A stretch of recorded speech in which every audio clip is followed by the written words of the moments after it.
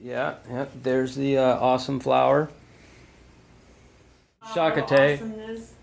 Shakate is another flower of awesomeness, helping out. That's the center dot. At the center, it's gold for compassion, the complexion of the goddess, whose embodiment is compassion. So I was just saying that the holy name alone can render all benediction upon living beings. Thus there are hundreds and millions of names, and there are no hard and fast rules for chanting these names. This is the new religion of the world. This is it. Interfaith Holy Name chanting. And everyone in India interprets that, oh, well, that means just the names of our God. Right? They're all this, you know, we're all saying the names of the same God. I say these are, and there's about 100 different names on these boards of God put into similar categories to show that when you translate them into English, they're saying the same thing. They're saying that God is the all-powerful, the all-knowing. Oh, every religion has a scripture that translates a name of God that says that? Well, gee, so they're describing the unlimited attributes of God. But because they speak different languages, all the religions have to fight and quarrel. No, our God is this, our God is that. It's great prophecy from India. It's very ancient, but it's also meant for this time, right now, right where we are, this big turn in the corner of history that we're taking. This Sankirtan movement, San means the word sum total, coming together. And Kirtan means to chant the names of God, which we do in this class here. We have nice Kirtan, or chanting, interfaith chanting. This Sankirtan movement, it says it's the prime benediction for humanity at large. Now, humanity at large, and it spreads the rays of the benediction moon. It is the life of all transcendental knowledge. It increases the ocean of transcendental bliss and enables us to taste the nectar for which we're always anxious. The holy name and the bhakti, the love of God, bhakti yoga, the holy name and love of God. Okay, let's speak English here, because I speak English. I'm not a Sanskrit. I wasn't in India 5,000 years ago. This is our language, but it's nice that they're telling us this. So we have to, kala desha patra, time, place, circumstance. We have different people out there. They want to hear it.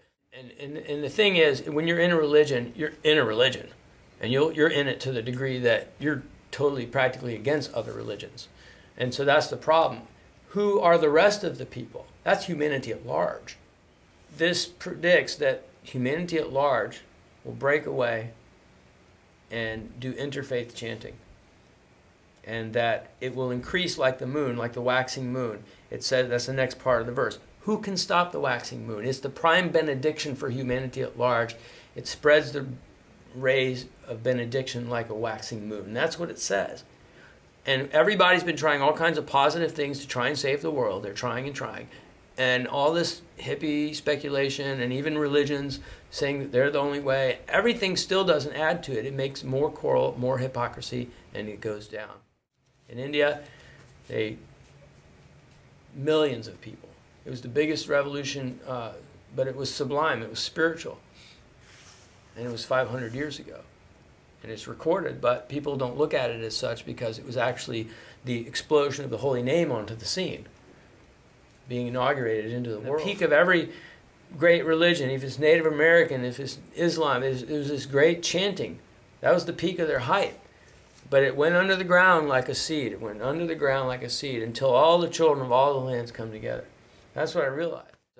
But this is non-sectarian, and this breaks down the walls of hate, and it's the people who don't want a religion that can really band together and make the biggest non-religious spiritual movement that's bona fide because of these 3 verses from India. The last verse says this, I forgot to say it.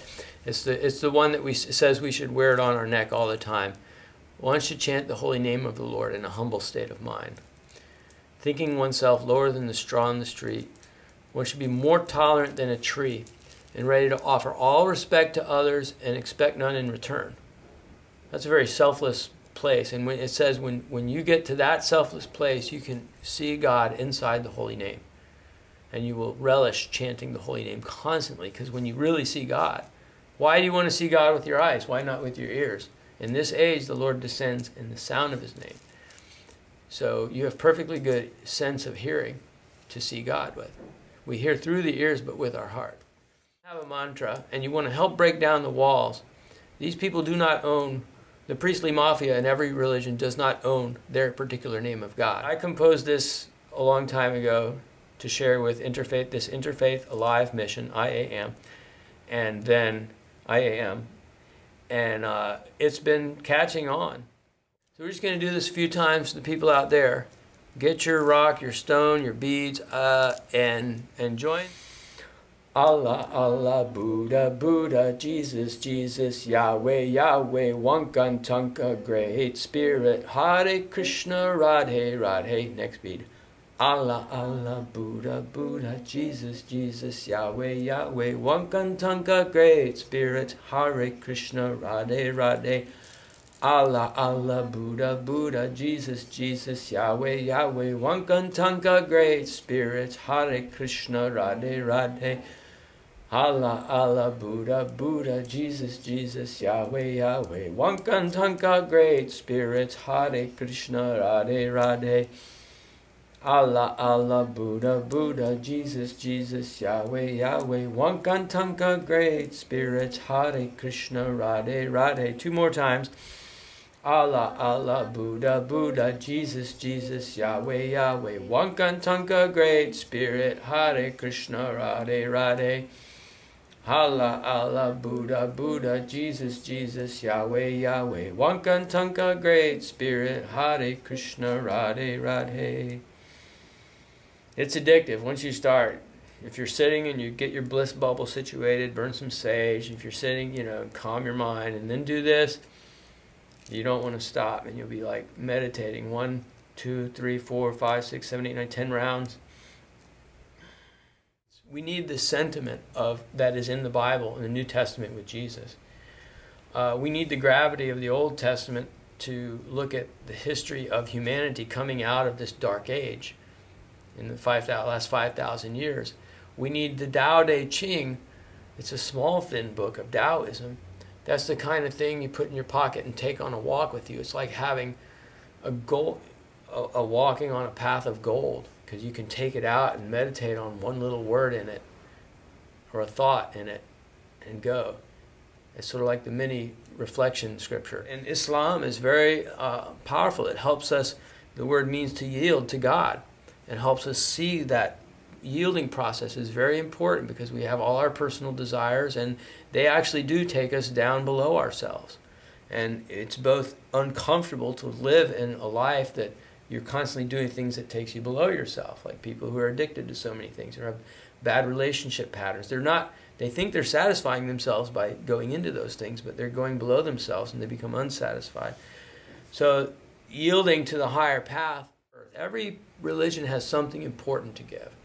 And Bhagavad Gita had all of those aspects into it. Through the 90s, I wasn't just a Hindu student monk. I was also in an interfaith group, and we hosted and participated in as many interfaith gatherings as we could. We were very open-minded Hindus, so to speak.